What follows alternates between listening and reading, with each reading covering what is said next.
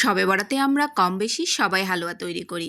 তবে বেশি স্পেশাল হালুয়া যদি খেতে চান তাহলে সুজির এই হালুয়াটি অবশ্যই একবার ট্রাই করে দেখবেন।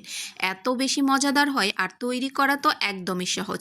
অল্প সময়ে ঝটপট করে এই হালুয়াটি তৈরি করে নেওয়া যায়। হালুয়া তৈরি করার জন্যই প্রথমে নিয়ে নিচ্ছি 1 কাপ পরিমাণ সুজি। যতটুকু সুজি নিয়েছি ততটুকুই দুধ এখানে ব্যবহার করব। এরপর দিয়ে নিচ্ছি 1 কাপ পরিমাণ ঠান্ডা লিকুইড দুধ। দুধটা অবশ্যই ঠান্ডা এখানে ব্যবহার করতে হবে।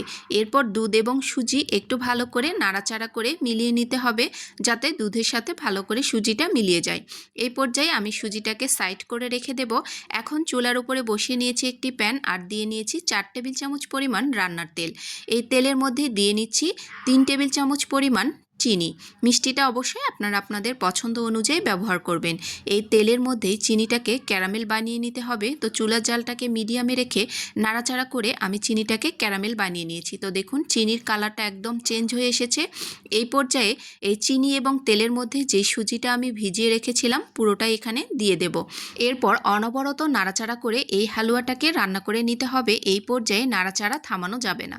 তো অনবরত নাড়াচাড়া করে আমি এটাকে মিলিয়ে নিয়েছি। তো দেখুন কালারটা কতটা সুন্দর এসেছে। এই হালুয়া খেতে এত বেশি মজাদার হয় যে একবার তৈরি করলে আপনারা এর ফ্যান হয়ে যাবেন। তো আমি নাড়াচাড়া করে সুজিটাকে আরও কিছুক্ষণ রান্না করে নেব। তো দেখুন তেলটা কিন্তু একদম আস্তে আস্তে বেরিয়ে আসছে। তো এই পর্যায়ে আমি কিছুটা এখানে বাদাম ব্যবহার করছি। আমি এখানে কাজু বাদাম এখানে কিছুটা গুঁড়ো করে ব্যবহার করেছি। এরপর আরও কিছুক্ষণ নাড়াচাড়া করে কালারটা হালকা একটু চেঞ্জ হয়ে আসলে আমি এটাকে নামিয়ে নেব।